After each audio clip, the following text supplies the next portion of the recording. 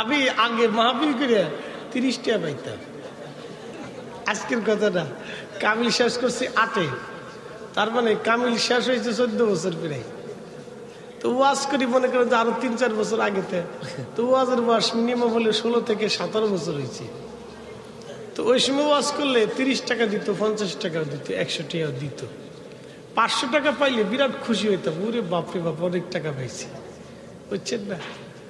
তো অনেকে আবার এই মাহফিল টাফিল শেষ হওয়ার পরে হয়তো হুজুর জান গিয়া পরে দেখা করবানি, ওনার সাথে আর জীবনে দেখা হয়েছে না। চিন্তা করছি কেমন দেখা হইব। আবার অনেকে কইছে জান গিয়ে বিকাশে পাঠাই দেবানি, আর বিকাশে কোনোদিন আইসেও না, বুঝতে পারছেন? ওইটা আকাশে চলে গেছে। তো ওই সময় খুব কষ্ট করিয়ে আমি একজোড়া জুতা কিনছিলাম 1600 টাকা দিয়ে। তো এই 100 টাকা 50 টাকা গুছাই গেছে, এরকম একটা জোড়া জুতা কিনছি 1600 টাকা দিয়ে। তো তখন মনে করেন যে যুবক বয়স, তো 1600 টাকা জুতা একটু পাঙ্কু পুঙ্কু দিয়ে ভাব বুক দিয়ে আইছি। আমরা ফুলা পানে মনে করেন যে একটু পোশাক টুশাক বালা হইলে একটু ভাব বুক দেয়, বুঝছেন না? জুতাটা বালা, ফ্যানটাও খুব বালা, একটু ভাব বুক দেয় আর কি। তো এই ছোটকালের আর কি মনের ইচ্ছা আর কি। অন্ত এই বালা হলে কি আর খারাপ হলে কি, অন্ত একটু বাবার সুরত ধরছি। সুরত না ধরলে আমার আগে জুব্বা কিন্তু এত দামি টামি ছিল না, বাউটাও কম ধরতাম। তো অনেকে জিগে তো ফরিদি সাহেব চিনেন নি, চিনি। তখন দাড়ি দুরিয়ার দূরে ছিল, একটা পাঞ্জাবি গায়ে দিয়ে ব্যাগ একটা কান্দে করে ওয়াজ আইছি, আর সালাম দিই, লোকেরা কয় ফরিদি সাহেব চিনেন নি, চিনি। তো অনেকে আইসে হুজুরের দেখে আসে কোন হুজুরি ওয়াজ করবে, তা আমি তো নর্মাল একটা টুপি মাথায় দিয়ে চুপচাপ এক কোনার বুঝেছি কি হেতে কি ওয়াজ করবো, কি এটার বাবালা না, মানে আমার দেখে বাউ বালা না, পছন্দ হইতেছে না আর কি। পরে চিন্তা করলাম না, বাউ ধরাই লাগবে, বাউ না ধরলে আর হইতেছে না। পরে আস্তে আস্তে যেরকম বাউ ধরছি আর কি, বুঝতে পারছেন, যুগের চাহিদা আর কি। তো খুব মনোযোগ দিন, জুতা পরে আইসি 1600 টাকার জুতা স্টেজের নিচে থুইয়ে জুতা ধরা রাইখে খুব ভালো মতো ওয়াজ করছি। এদিন খুব ভালো ওয়াজ হয়েছে। ওয়াজ নসিহত করিয়ে লাস্টে একটু কান্দে কেটে দোয়া খায়ের করলাম, স্টেজ থেকে নামে দিয়ে আমার জুতাই নেই। আমি মাইক ধরে কই তোকে আল্লাহর দোহাই লাগে আমার জুতা জোড়া দিয়ে যা, আর জীবনে দিছেই না। পরে এক মুসল্লি আমার হুজুর আমার প্লাস্টিকের একজোড়া জুতা আছে, লয়ে যান গে। আমি কি দেন আর কি করবেন, নাই মামার সাথে কানা মামা ভালা। এরপরে তো কানে ধরে তোমা করছি, দামি জুতা পরে আর যাইতাম না। এরপরে 150 টাকার স্যান্ডেল কিনতাম, যা লয়ে যাবি যা।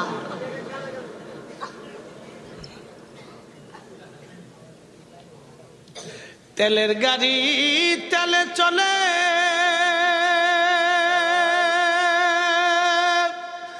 হাওয়ার গাড়ি হাওয়ায় উড়ে, বিনা তেলে চালায় গাড়ি নবী সুলাইমান। আমরা সেই মুসলমান, আমরা সেই মুসলমান।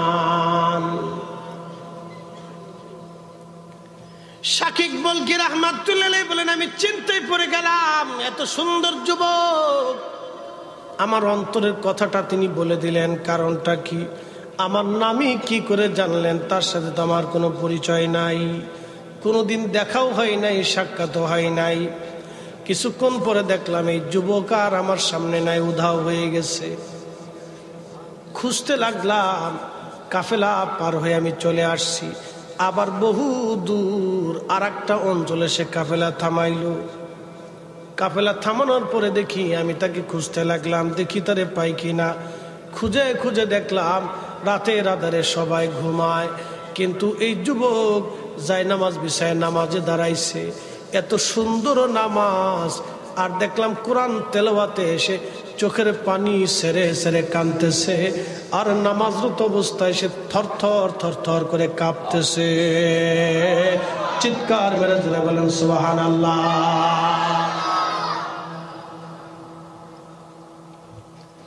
আমি তার এই সুন্দর নামাজ দেখার পরে আমি আশ্চর্য হলাম, এই যুবক এত সুন্দর নামাজ, নামাজে দাঁড়ায় সে কাঁদতেছে, থরথর করে কাঁপতেছে, আল্লাহর ভয় ছাড়া কি করে সম্ভব।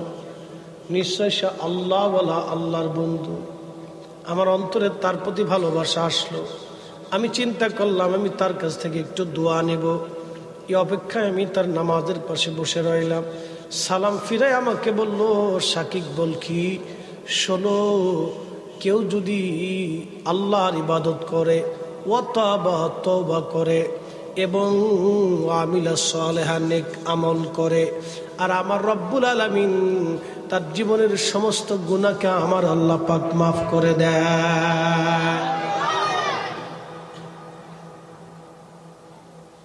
আমার অন্তরে ছিল আমি তার কাছ থেকে দোয়া নিব। সে আমাকে দোয়া করার আগেই বলে দিল। এর কিছুক্ষণ পরে সে আমার সামনে থেকে চলে গেল। কিছুক্ষণ পরে দেখি সে আর নাই, উধাও হয়ে গেছে।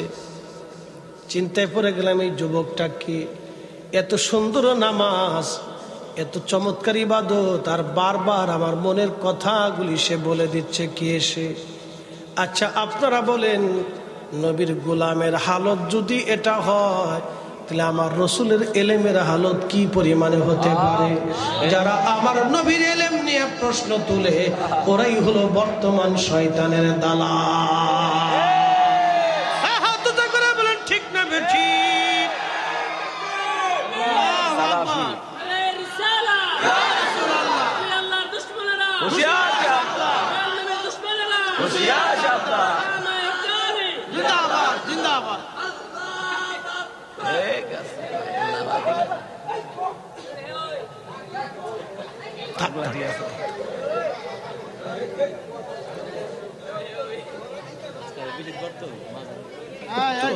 দলিল নাই, বুঝছেন? কোন দলিল ছাড়া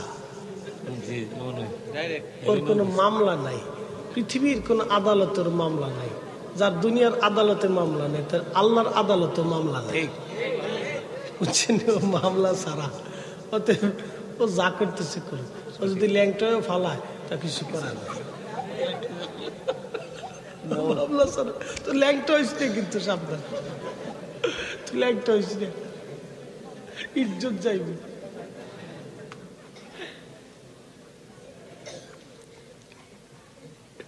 শরিয়া যার আখাউড়ার মুসলমান, পাশে তো আল্লাহর ওলি ঘুমায় রয়েছে। কি কথা বলেন ঠিক কিনা? পাশে অনেক বড় আল্লাহর ওলি একজন ঘুমানো। তাদের শাহাদাতের বিনিময়ে আজকে আমরা দিন পাইছি। ওনাদের শাহাদাতের কারণে আজ আমরা দিন পাইছি। আল্লাহর ওলি কাল্লা শহীদ রহমাতুল্লাহ ঘুমিয়ে গেছেন। আহা, শাহাদাতের বিনিময়ে আজকে আমরা এই কালেমায় জমিনে পাইছি। মুক্তিযোদ্ধারা যখন যুদ্ধ করেছিল তখন জীবনের মায়া করে নাই, দেশের মায়া বড় মায়া ছিল। কথা ঠিক কিনা? মুক্তিযোদ্ধারা যখন যুদ্ধ করেছে দেশের মায়া ছিল, জীবনের মায়া করে নাই। শত্রুর বিরুদ্ধে তারা যুদ্ধ করেছে, অস্ত্র চালিয়েছে। তারা জানে হয় মারবো না হয় মরবো। আমার গ্রামে মুক্তিযোদ্ধারা 12 জন মুক্তিযোদ্ধা আমার নিজের গ্রাম জন্মভিটায় 12 জন মুক্তিযোদ্ধা 200 পাকিস্তানি মিলিটারির সঙ্গে যুদ্ধ করেছিল কয়েক ঘন্টা ব্যাপী। 11 জন মুক্তিযোদ্ধা শহীদ হয়েছিল, একজন মাত্র বেঁচে ছিল।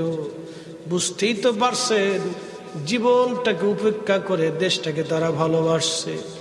এক সাগর রক্তের বিনিময়ে বাংলার স্বাধীনতা আনলে যারা, আমরা তোমাদের ভুলবো না, আমরা তোমাদের ভুলবো না। কিন্তু অনেক মুক্তিযোদ্ধা ভিক্ষা করে খায় মারছে।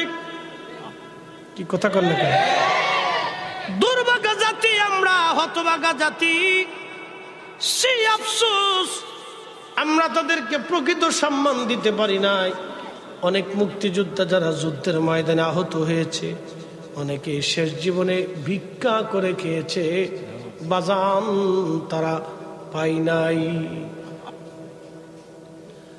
বন্ধু আমার, আজকে ফিলিস্তিনের জন্য যেই মুক্তিযোদ্ধা হামাস বাহিনী বিরাট বড় শক্তি, ইসরায়েলের বিরুদ্ধে, আমেরিকার বিরুদ্ধে যুদ্ধ করে যাচ্ছে।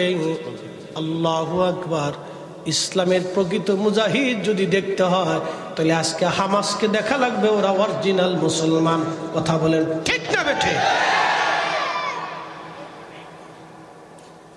পৃথিবীর বিরাট বড় শক্তির বিরুদ্ধে ওরা মাথা উঁচু করে দাঁড়ানো।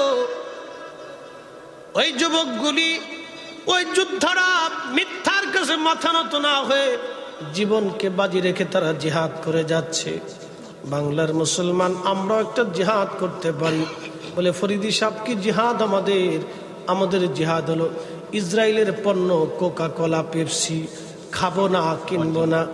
এবং ইসরায়েলের আর একটা পণ্য আছে নাম নেসলে কোম্পানি। এই নেসলের কফি আছে নেসক্যাফে কফি।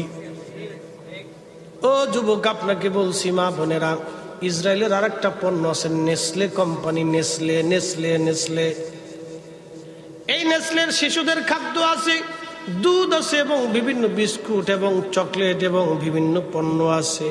মা বোনেরা, বাজার থেকে নেসলে কোম্পানির কিছু নেবেন না। পেপসি কোকা কোলা আপনারা খাবেন না। দোকানদার ভাইরা বিক্রি করবেন না, বেচবেন না। যদিও সামান্য লস হবে। আমার ফিলিস্তিনি মুক্তিযোদ্ধারা যদি জীবন দিতে পারে, আপনি কি সামান্য একটু ত্যাগ স্বীকার করতে পারবেন না? 100 টাকা দিয়ে যদি একটা পেপসি কিনে খান, 50 টাকা ইসরায়েলে চলে যাবে। ওই টাকা দিয়ে ওরা আমার ফিলিস্তিনি ভাইকে গুলি করে, আমার ফিলিস্তিনি ভূখণ্ড দখল করে, আমার বাইতুল আকসার মুসলমান নামাজ পড়তে দেয় না। আমরা ওদের পণ্য কিনবো না, খাবো না, বেচবো না। কথা কন না কেন? ঠিক কিনা? আল্লাহু আকবার। ইয়া রাসূলুল্লাহ।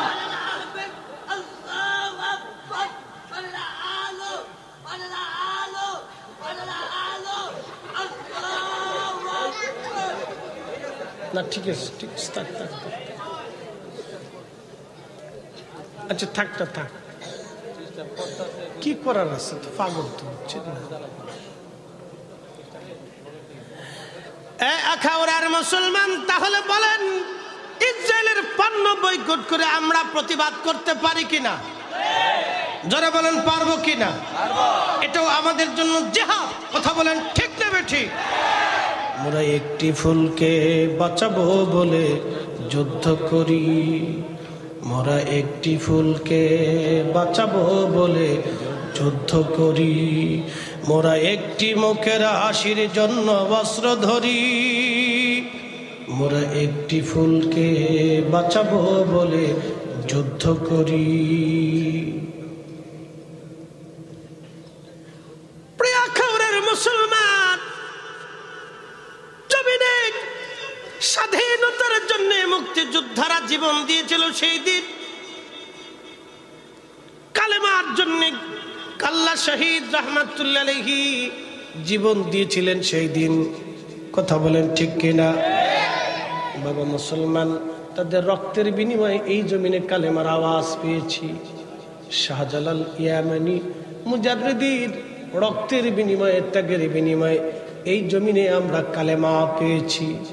বাজান, শাহজালাল ইয়ামানি মুজাদ্দিদি যদি বুকে হাত বেঁধে নামাজ পড়তেন, 800 বছর ধরে এদেশের মুসলমান বুকে হাত বেঁধে নামাজ পড়ত। উনি যদি নামাজে জোরে আমিন বলতেন, 800 বছর ধরে এই জমিনে মুসলমানরা আমিন জোরে পড়ে নামাজ পড়ত। শাহজালালকে উনার শরীরে সরাসরি রাসূলুল্লাহর রক্ত প্রবাহিত। তো কোন রক্ত? আমার দেশে অনেকে আওলাদে রাসূল দাবি করতে পারেন, কিন্তু অরিজিনাল আওলাদে রাসূল কারা বলে দিয়ে যাই। যাদের রক্তের মধ্যে হাসানি হুসাইনি থাকবে, হাসানি হুসাইনি, এরা হলো অরিজিনাল আওলাদে রাসূল। ভাইজান, আরো আনুষঙ্গিক যদি থাকেন, নাম কাবাস্তে আওলাদে রাসূল হবে, কিন্তু প্রকৃত আওলাদে রাসূল হবে না। প্রকৃত আওলাদে রাসূল হাসানি ওয়াল হুসাইনি। হুজুর গাউসে পাক ছিলেন হাসানি ওয়াল হুসাইনি। মারহাবা বলবেন না? শাহজালাল ইয়ামানি মুজাদ্দিদি হাসানি ওয়াল হুসাইনি। এই রক্ত দ্বারা ইমাম মাহদী দুনিয়াতে আসবে, ইমাম মাহদী দুনিয়াতে আসবে। চিৎকার মেরে জোরে বলেন আল্লাহু আকবার। এটা অনেক দামি রক্ত, দামি রক্ত। আরো সামনে আসতেছে, বুঝাইতেছি। এমন একজন আল্লাহর ওলির জীবনী বলতেছি, শুনে যাবেন। রক্তের ওজন কত বুঝাইতেছি আপনাদেরকে আজ। ভাইজান খুব মনোযোগ দিয়েন। আমার দেশে অনেকেই বলে আমি কুরাইশি, আমি অমুক আওলাদের রসুল। নসল আপনি টান দিয়ে দেখেন কোনটা আওলাদের রসুল। বাজান, আওলাদের রসুল কোনোদিন মিথ্যা কথা বলতে পারে না। আওলাদের রসুল তাহাজ্জুদ নামাজ কাজা করতে পারে না। আওলাদের রসুল কোনো মহিলার সামনে বসতে পারে না। আওলাদের রসুল কোনোদিন বেগানা হতে পারে না।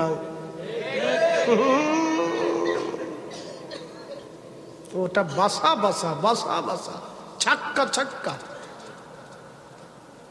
একবারে ছাক্কা ছাক্কা।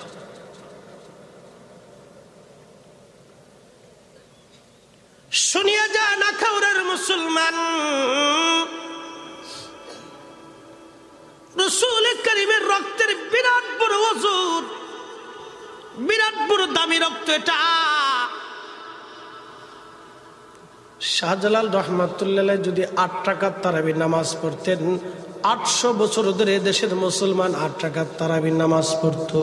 কথা কোন ঠিক কিনা? শাহজালাল রহমাতুল্লাহ যদি নামাজের পরে দোয়া না করতেন, এদেশের মুসলমান 800 বছর ধরে নামাজের পরে দোয়া করতো না। আজকে ওরা কারা আমার দোয়া বন্ধ করতে চায়, আমার নামাজ নিয়ে তামসা করতে চায়, আমার ঈমান নিয়ে তামসা করতে চায়। হয় ওরা ঠিক না, শাহজালাল ঠিক। আর যদি বলেন শাহজালাল ঠিক, তাহলে ওরা বেঠিক। তাহলে ওরাই বেদাতি, আমরাই সুন্নিরা অরিজিনাল, ওরাই হলো রোহিঙ্গা। কথা কন না কেন? জমিন কার? জমিন কার? আসমান কার? বিধান কার? নবী কার? আরে আল্লাহর জমিনে যদি কোরআনের আইন চলে, তাহলে নবীর সুন্নাহর আইন চলবে। কথা কন না কেন? আল্লাহর জমিনে নবীর আইন, কোরআনের আইন একসাথেই চলে। যদি কোরআনের আইন, নবীর আইন একসাথেই চলে, তাহলে আল্লাহর এই জমিনে নারে তাকবীর স্লোগানের পরে রাসালাতের স্লোগান কারা বাদ দিতে চায়? আল্লাহর স্লোগানের পরে নবীর স্লোগান যারা বাদ দিতে চায়, ওরাই হলো শয়তানের আওলাদ।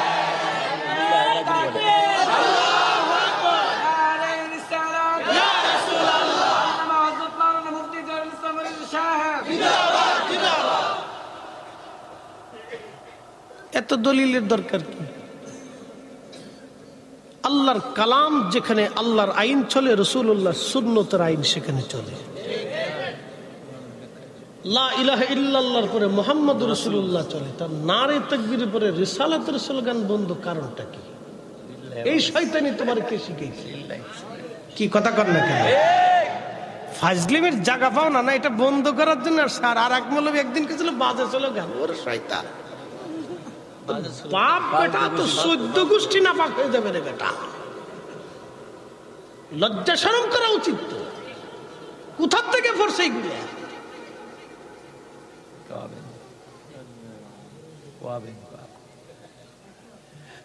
মুসলমান খুবই মনোযোগ দিয়া শুনিয়া যান। হযরতে শাকিক বলখী রাহমাতুল্লাহ আলাইহি বলতেছেন, দুনিয়ার মানুষে বাহিরের মাইক কিন্তু বন্ধ হয়ে গেছে। বাহিরের মাইকটা মনে হয় বন্ধ, খেয়াল করেন।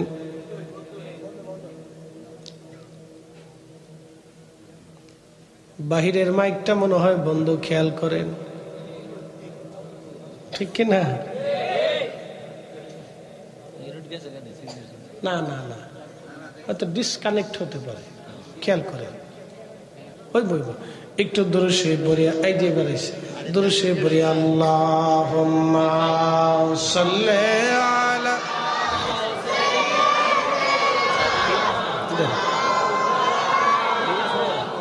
মুহাম্মাদ ওয়া আলা। সে আবার হারিয়ে গেল, খুঁজে পাই না আমি। খুঁজতে খুঁজতে খুঁজতে খুঁজতে আবার একদিন আমাদের কাফেলা আর একটা জায়গায় স্থগিত করলো। বিরাট বড় কাফেলা। ওই স্থগিত করার পরে দেখলাম একটা কুয়ার পাশে ওই আল্লাহর বান্দা যায় দাঁড়াইছে। আমি দূর থেকে লক্ষ্য করতে লাগলাম, দেখি সে কি করে। ওই সুদর্শন যুবক কুয়ার পাশে দাঁড়াইছে। কুয়ার পাশে দাঁড়ানোর পরে কুয়ার ভিতর থেকে পানি উঠাবে। তো পানি উঠানোর জন্য তার যে মশক আছে, এই মশকটা পানি উঠাইতে যাওয়ার পরে ওই মশকটা কুয়ার মধ্যে পড়ে গেল। এখন কুয়ার নিচ থেকে কি করে সে পানি উঠাবে? আমি দূর থেকে লক্ষ্য করলাম, সে আল্লাহর আসমানের দিকে তাকায় বলে, হো রব, আমি পিপাসায় আক্রান্ত হলে তুমি আমার পানি দাও, আমার ক্ষুধা লাগলে তুমি আমার জন্য খাবার পাঠাও। আল্লাহ, আজকে হাত থেকে ফসকে এই পানির পেয়ালা কুয়ার মধ্যে পড়ে গেছে। রব্বুল আলামিন, তুমি আমার পিপাসায় কষ্ট দিও না, আমার পেয়ালা তুমি আমার আবার ফেরত দাও।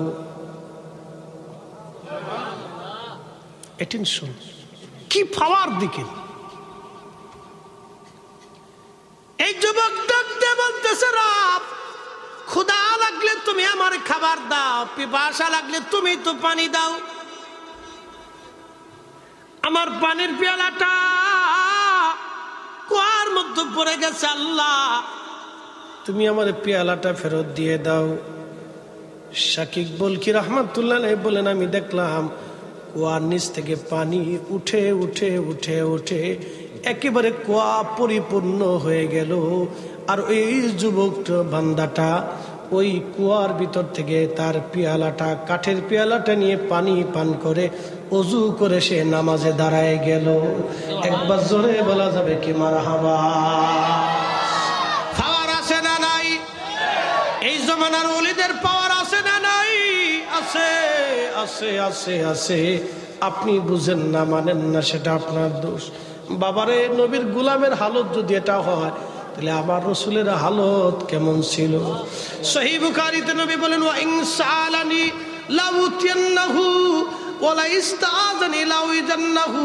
আমার ওলিরা চাইতে দেরি হয়, আসমান থেকে আমি আল্লাহ দিতে দেরি করি না। তেলের গাড়ি তেলে চলে, হাওয়ার গাড়ি হাওয়ায় উড়ে, বিনা তেলে চালায় গাড়ি নবী সুলাইমান। আমরা সেই মুসলমান, আমরা সেই মুসলমান। শাকিক বলকি রাহমাতুল্লাহি আলাইহি বলেন, এরপর আমি আরো আশ্চর্য, কিছুক্ষণ পরে দেখি সে আর নাই। আবার উদাও হয়ে গেল, কোথায় গেল খুঁজে পাই না। আমি আশ্চর্য হতে লাগলাম, কে এই যুবকটা? আমাকে চিনতেই হবে, পরিচয় কি? আবার কাফেলা চলতে লাগলো। বহুদূর আসার পরে কাফেলা আবার স্থগিত, বিশ্রাম স্থগিত করার পরে আমি দেখলাম সেই যুবককে দেখা যায়। আমি তার পিছু নিলাম। সে মরুভূমির মধ্যে যাওয়ার পরে সে একটা তার বাসনের মধ্যে পানি ঢাললো। পানি ঢালার পরে কিছু বালি নিয়া ওই বালিগুলি তার পাত্রের মধ্যে ছেড়ে দিয়া সে পান করতে লাগলো, খাইতে লাগলো। সুবহানাল্লাহ বলবেন? তার বাসন কাঠের বাসন, আগে কাঠের বাসন রাখতো। এই কাঠের বাসনের ভিতরে সে পানি ঢাললো। মরুভূমির ভিতর থেকে বালিগুলি উঠেই আসে, বালিগুলি ছেড়ে দিল। ওই বালিগুলি মিক্সার করে সে খাইতে লাগলো। আমি আশ্চর্য হয়ে গেলাম।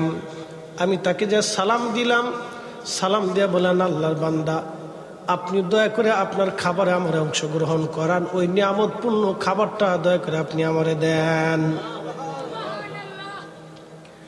শাকিক বলকি বলতেছে, সে আমাকে দিয়ে দিয়ে বলল, হো শাকিক বলকি, আল্লাহর নিয়ামতে সন্দেহ করতে হয় না, আল্লাহর দেওয়া রিজিকে সন্দেহ করতে হয় না, নেন বিসমিল্লাহ বলে শুরু করেন। শাকিক বলকি বললেন, ওই বালুযুক্ত খাবার পানি আমি যখন খাওয়া শুরু করলাম, দেখলাম ওটা বালি না, ওটা ছাতু হয়ে গেছে, বার্লি হয়ে গেছে। ছাতু চিনছেন? আতু আপনারা হাতু কন ছয় করে সা হয় করে হা ওই সাহা আর কি যা কস খানার এখন হানি খানা আর খাদিজার এখন হাদিজা ওই আর কি খরে হন আর কি খাদিজার রেখা হাদিজা হাওন খাওন রেখা হাওন সাতু রেখা হাতু হাতু গেছি আপনাদের আঞ্চলিক আপনার দেশে আমাদের ফরিদপুরের শালতা থানায় দুটো গ্রাম আছে একটা গ্রামের নাম হচ্ছে 10,000 আর একটা গ্রামের নাম হচ্ছে গুড়াদা গুড়াদার থেকে বউ পালাইয়া একজনের 10,000 গ্রামে চলে গেছে তো ওই বেড়া যায় থানায় যায় সাল লেখেন গুড়াদার থেকে বউ পালাইছে 10,000 দারোগা সাহেব তুই কি বুঝছে কোস না বুঝছে কোস সাল লেখেন গোড়াদার থেকে বউ ফলাইছে 10,000 বুঝছে কোস বউ তো আমারটা গেছে আপনাদের তো গেছে না তো লেখেন গোড়াদার থেকে বউ ফলাইছে 10,000 গাই এক গ্রাম থেকে 10,000 বউ চলে গেল গা কেউ দেখে নাই স্যার গ্রামের নাম 10,000 তা তো কবি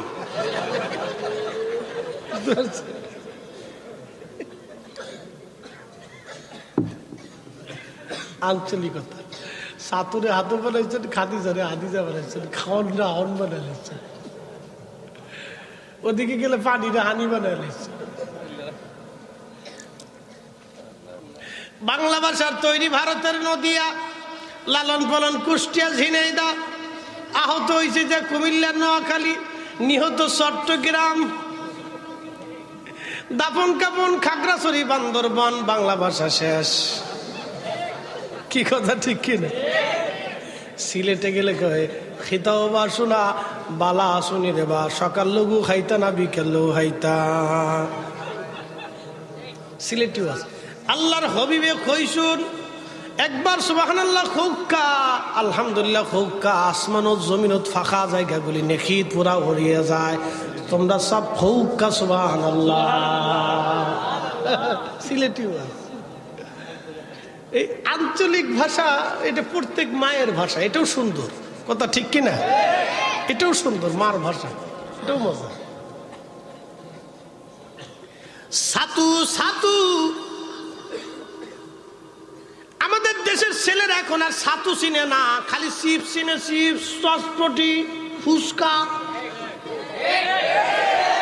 আমরা দেশের মহিলারাও সাতু চিনে না আগে আপনার মাছ আছে কি আতিক ভাই কি কথা করেন ছাতু খাইছেন না মাছ আছে আমরা ছাতু বানায় খাওয়াইছে এটা খুব পুষ্টিকর খাবার এগুলি খাইলে বাচ্চা কাচ্চা হৃষ্টপুষ্ট হয় এখন হাবি জাবি খাওয়ায় চকলেট সুইং গাম এটা মুহের ভিতরে দিলে খালি স্যাপ খাচ্ছে তো স্যাপ চাপা চাপ কিনতেছে খাচ্ছে দিন বইরে চাপা খাচ্ছে কি খায় খালি স্যাপ মুহের ভিতরে যাচ্ছে এটি চারটি চারটি পেটের ভিতরে ডুইতেছে কি পাগলের দেশ করতে আগে আপনার মা চাচিরা ছাতু বানাই খাওয়াইছে এটা খুব পুষ্টিকর খাবার সবরের জন্য মানুষ ছাতু শুকনা খাবারটা কাছে রাখতো খুব শক্তিশালী খাবার শাকিব বলকি বলেন দিল বালি হয়ে গেল ছাতু আর এতই সুস্বাদু এতই মজার খাবার আমি জীবনেও কোনোদিন খাই নাই একবার জোরে বলা যাবে কি আল্লাহু আকবার শাকিব বলকি রাহমাতুল্লাহ আলাইহি বললেন আমি আশ্চর্য হলাম খাওয়া দাওয়া শেষ বিদায় নিলাম সুদূর আবার পথ চলতে চলতে মক্কায় আসলাম মক্কায় আসার পরে দেখি আল্লাহর বান্দায় সুন্দর যুবকটা যখন খোদার ঘর তাওয়াফ করতেছিল তখন হাজার হাজার মক্কার মানুষ তার সালাম দেয় তার কাছ থেকে দোয়া নেয় আমি আশ্চর্য হলাম ইরাক থেকে মক্কা পর্যন্ত কেউ তারে চিনল না কিন্তু মক্কায় আসার পরে হাজার হাজার মানুষ তার ঘিরে ধরে সালাম দেয় দোয়া নেয় এই যুবকটাকে আমি আশ্চর্য হলাম আমি এত কারামত তার দেখলাম এত আশ্চর্য ইবাদত আমি তার দেখলাম সারা রাত ইবাদত তার দেখছি কিন্তু কাবার ঘর তাওয়াফ করার সময় দুনিয়ার মানুষ তারে ভিড় ধরে তারে দোয়া নিচ্ছে তার কাছ থেকে সালাম দিচ্ছে মুসাফা করতেছে আমি আশ্চর্য হলাম কে জিজ্ঞেস করলাম হাজিরা মক্কাবাসী এই যুবকরে কি তোমরা চিনো? শাকিক বলকিরে ডাক দেখ, আল্লাহর বান্দা তুমি কি তারে চিনো নাই? তার বাবার নাম ইমাম জাফর সাদেক, তার বাবার নাম ইমাম মোহাম্মদ বাকের, তার বাবার নাম ইমাম জয়নুল আবেদিন, তার বাবার নাম শহীদে কারবালা সুলতানে কারবালা ইমাম হুসাইন, তার বাবার নাম শেরে খুদা আলী, তার বিবির নাম সৈয়দাতুন নিসা আহলিল জান্নাহ, তার বাবার নাম রহমাতুল লিল আলামিন। আওলাদে রাসূল, নবীর বংশধর, নবীর রক্ত। চিৎকার মেরে জোরে বলেন না ইয়া রাসূলুল্লাহ। রক্তের দাম কত দেখছেন? আল্লাহর নবীর কন্যা ফাতেমা, ফাতেমার কন্যা হুসাইন, হুসাইনের ছেলে ইমাম জয়নুল আবেদিন, তার ছেলে ইমাম মোহাম্মদ বাকের, তার ছেলে ইমাম জাফর সাদেক, তার ছেলে ইমাম মুসা কাজেম।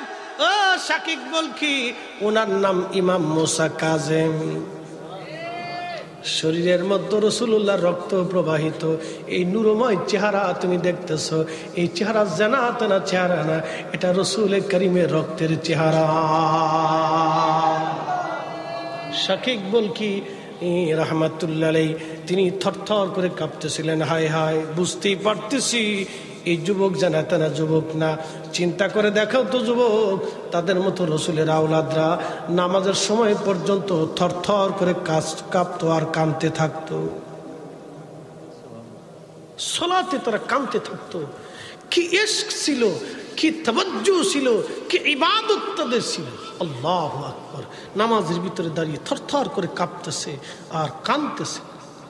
এত সুন্দর যুবক, এত সুন্দরময় চেহারা তার। শাকিক বলকি বললেন, চেহারা দেখলে পাগল পড়া হয়ে যেতে হয়, এতই সুন্দর ছিল। একসাথে বলা যাবে না আল্লাহু আকবার। শাকিক বলকি রাহমাতুল্লাহ আলাইহি বলতেছেন, ওই খাবারটা যখন খাইলাম 3 দিন পর্যন্ত আমার পেটে ক্ষুধাই লাগে না, 3 দিন পর্যন্ত আমার পিপাসা লাগে না। কি পাওয়ারফুল!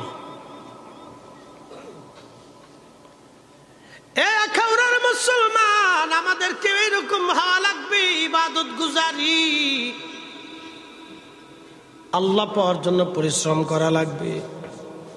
বাজান চিন্তা করে দেখেন তো, রাসূলুল্লাহর আওলাদের হালত যদি এটা হয়, তাহলে আল্লাহর নবীর ইজ্জত কত ছিল। আহা, বর্ণনা করে শেষ করার মতো যোগ্যতা ফরিদী সাহেবের জীবনে নাই। এইরকম হাজার হাজার ঘটনা বাজানো। আমাদেরকে মুসলমান হওয়া লাগবে। আল্লাহ বলেন, আবুদুল্লাহ, ইবাদত করো আমি আল্লাহর, ওয়ালা তুশরিক বিহি শাইআ, আমি আল্লাহর সাথে শিরিক করিও না, অংশীদারিত্ব সাব্যস্ত করিও না। ওয়াবিল ওয়ালিদাইনি হাসানা, আর তোমার বাবা মার সঙ্গে সুন্দর আচরণ করো। আব্বা আম্মার সাথে নাফরমানি করিও না বান্দা, নাফরমানি করিও না বান্দা, নাফরমানি করিও না, নাফরমানি করিও না। ও আল্লাহর বান্দারা, অতএব আজকে আপনাদের কাছে বলে যাব, এই মাহফিল শুনে গেলে হবে না, বাড়ি পর্যন্ত নিয়ে যাওয়া লাগবে। ও মা বোনেরা, শুনে গেলে হবে না, বাড়ি পর্যন্ত নিয়ে যাওয়া লাগবে, বাড়ি পর্যন্ত নিয়ে যাওয়া লাগবে। তাহলে বলেন, ইবাদত হবে কার? নামাজ হবে কার? সেজদা দিব কার? মাঝে মধ্যে পড়বো, মাঝে মধ্যে ছাড়বো, জোহর পড়বো, আসর ছাড়বো, মাগরিব ধরবো, এশা ছেড়ে দিব। যে ব্যক্তি এশা ছেড়ে দেয় তার ঘুম নষ্ট হয়ে যায়, যে ফজর ছেড়ে দেয় তার নূরের চেহারা নষ্ট হয়ে যায়, যে জোহর ছেড়ে দেয় তার রিজিক কমে যায়, যে আসর ছেড়ে দেয় তার শক্তি কমে যায়। যে আসরের নামাজ ছেড়ে আল্লাহ তার শক্তিকে কমায় দেয়, স্বাস্থ্য নষ্ট করে, বিভিন্ন রোগ শরীরের মধ্যে ঢুকে। মনে রেখেন, অতএব সালাত ছাড়বেন না, নামাজ এটা খুব মজবুত করে ধরবেন, নামাজ যাতে আপনার মিস না হয়। শোনেন, দুনিয়ার থেকে আমরা আসছি, আবার চলে যাব। কার কাছে যাব বলেন তো? আল্লাহর। ছিলাম কার কাছে? আল্লাহর কাছে ছিলাম, আবার ওনার কাছে ফিরে যেতে হবে। অবশ্যই ফিরে যেতে হবে। ইন্না লিল্লাহি, নিশ্চয় আমরা আল্লাহর জন্য, ওয়া ইন্না এবং নিশ্চয় ইলাইহি রাজিউন, ওনার কাছে প্রত্যাবর্তন হবে, ফিরে চলে যেতে হবে। মাঝখানে ছোট্ট একটু জীবন। আল্লাযী খালাকাল মাউতা ওয়াল হায়াতা লিয়াবলুয়াকুম আইয়ুকুম আহসানু আমালা। হায়াত মউত সৃষ্টি করেছি তোমাকে পরীক্ষা করার জন্য, কে ভালো আমল করো আমি আল্লাহ সেটা দেখব। এটা দেখার জন্য তোমাকে দুনিয়ার মধ্যে পাঠাইছি। ভালো কাজ, ভালো কাজ, ভালো কাজ। ও আমার বোনেরা আপনাদেরকে বলে দিয়ে যাই, ও মায়েরা আপনাদেরকে শোনাই দিয়ে যাই, মা বোনরা ভালো করে শুনে যাবেন। সংসার সুখের হয় রমণীর কারণে, সংসার সুখের হয় রমণীর কারণে, সংসার সুখের হয় রমণীর কারণে। এ বোন আপনাকে বলছি, মা আপনাকে বলছি, ছোট্ট জীবনে বৃদ্ধ শাশুড়ির মনে ব্যথা দিয়ে লাভ কি? ছোট্ট জীবনে একজন বৃদ্ধ বাবা শ্বশুরের মনে কষ্ট দিয়ে লাভ কি হবে রে বোন? বলেন তো, এই লোকটা 60টা বছর আপনার সুখের জন্য সংসার করে গেছে। একটা বৃদ্ধা নারী শাশুড়ি মা 60টা বছর সংসারের জন্য পরিশ্রম করে করে আজকে সে বয়সের ভরে নুব্জ হয়ে গেছে। ওই শাশুড়ির মনের বড় ইচ্ছা, আমার নাতি পুতি আমার সাথে থাকবে, আমি আমার ছেলের বাসনে ভাত খাবো, ছেলে আমার সামনে বসে বসে খাবার খাবে, আমি নাতি পুতি নিয়ে একসাথে খাবো। আমি বৃদ্ধাশ্রমিক এক মুরব্বীর সাক্ষাৎকার শুনলাম। লোকটার মুখে দাঁড়িয়ে আছে, নামাজি, জুব্বা গায়ে দেওয়া, মাথায় টুপি। লোকটার সাক্ষাৎকার নেওয়ার সময় ভদ্রলোক কেঁদে ফেলে দিয়ে বলল, সাংবাদিক, আমার একটা পাতিলে আমার 4টা সন্তানের খাবার জুটেছে, আজকে আমার 4টা সন্তানের পাতিলে আমি একটা বাবার খাবার জুটে না। কত বড় আফসোস করে ভদ্রলোকটা বলে, 4টা সন্তানের পাতিলে আমি একটা বাবার বৃদ্ধের খাবার জুটে না। এটা বড় আফসোস, এটা বড় আশ্চর্য। আমি আমার বোনদেরকে বলবো, বোন, কোনো লাভ হবে না, কোনো ফায়দা হবে না। আল্লাহি বিল্লাহি তাল্লাহি আপনাকে বলছি বোন, সংসার সুখের হয় রমণীর কারণে, সংসার সুখের হয় রমণীর কারণে। আপনি বৃদ্ধ মাটাকে নিজের মায়ের মতো আগলায় রাখবেন।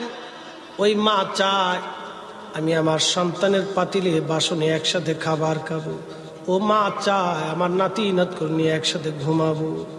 কিন্তু যেই সন্তান মাকে জুদা করে, বাবাকে জুদা করে সংসার গড়ে, কপাল পুরারে বদনসিব, কপাল পুড়ে যাবে, তোর জীবনে কোনোদিন সুখ হবে না।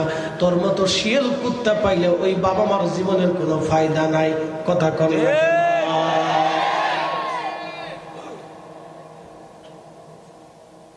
শোনেন, এদেশে 100%-এ 85% বাবা মা সন্তান কর্তৃক নির্যাতিত হয়,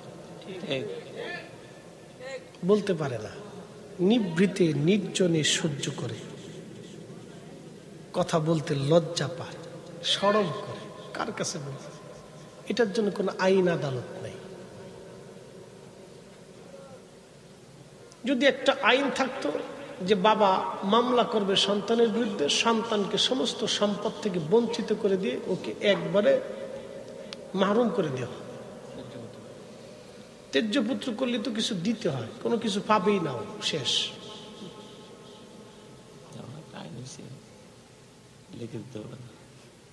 শোনেন, আপনাদেরকে বলি, এটা অনেক বড় ব্যথা, আমি বুঝাইতে পারবো না। যার সন্তান হয়েছে সে বুঝবে যে এটা ব্যথা কত বড়। যার সন্তান হয়েছে সে বুঝবে এটার ব্যথা কত। মা বোনদেরকে বলতেছি, যাদের সন্তান হয়েছে আপনি বুঝবেন এটার ব্যথা কত। একটা বাবার 40 বছরের স্বপ্ন থাকে বৃদ্ধকালে সন্তানের পাতিলে, সন্তানের বাসনে সন্তান নিয়ে বসে নাতি নাতনি নিয়ে একসাথে খাবে। আনিশকুরলি, কোরআন বলে আমি আল্লাহর প্রতি কৃতজ্ঞ হও। ওলি ওলি দায়িক, তুমি তোমার বাবা মার প্রতি কৃতজ্ঞ হও। এই কথাটা বুঝে যাবেন। আল্লাহ আমাদের প্রত্যেকের বুঝার মতো তৌফিক নসিব করুন, সকলে বলেন আমিন। মোহতারাম উপস্থিতি, এই কথাগুলি যদি আপনারা শিখে বাড়ি পর্যন্ত না যান তো সর্বনাশ। আল্লাহ রসুল বললেন, হে আমার উম্মত, কেউ পিতা মাতা পাইল কিন্তু খেদমত করে জান্নাত নিতে পারল না, সে ধ্বংস হয়ে যাবে। শুধু এ কথা বলছেন, ধ্বংস হয়ে যাক। পিতা মাতা পাইল কিন্তু খেদমত করে জান্নাত নিতে পারল না, সে ধ্বংস হয়ে যাক, সে ধ্বংস, তার জীবন বরবাদ। লেখাপড়া দিয়ে কি হবে বলেন তো? আমার দেশের অনেক শিক্ষিত ফ্যামিলি, হায়ার এডুকেটেড পার্সন, বাপরে খাইতে দেয় না, বৃদ্ধাশ্রমে দিয়ে দিচ্ছে, বাসা ভাড়া করে অন্য জায়গায় রাখতেছে। বউয়ের জ্বালায় একটা ছোট্ট বাসাতে বাবা মার জায়গা হয় না। ছি ছি ছি ছি, এগুলি পালার চাইতে শিয়াল কুত্তা পাললে অনেক ভালো হইতো। কুত্তা পাললে ভালো হইতো, এগুলি না পড়াইয়া কুত্তা খাওয়াইলে বেশি ভালো হতো। হায়ার এডুকেটেড পার্সন, শিক্ষিত ফ্যামিলির মেয়ে, আফসোস তার একটা ফ্যামিলি বাড়ির বাসার ভিতরে একটা বৃদ্ধ মা বাবার জায়গা হয় না। ছেলে নিরুপায় হয়ে বাবা মার আরেক জায়গাটা বাসা ভাড়া করে রাখতে হয়। বউয়ের জ্বালা, কি চরিত্র নারী! ছি ছি ছি, ওটা কুত্তার চাইতে নিকৃষ্ট, ওটা শুয়োরের চাইতে নিকৃষ্ট। কথা বলেন ঠিক ঠিক।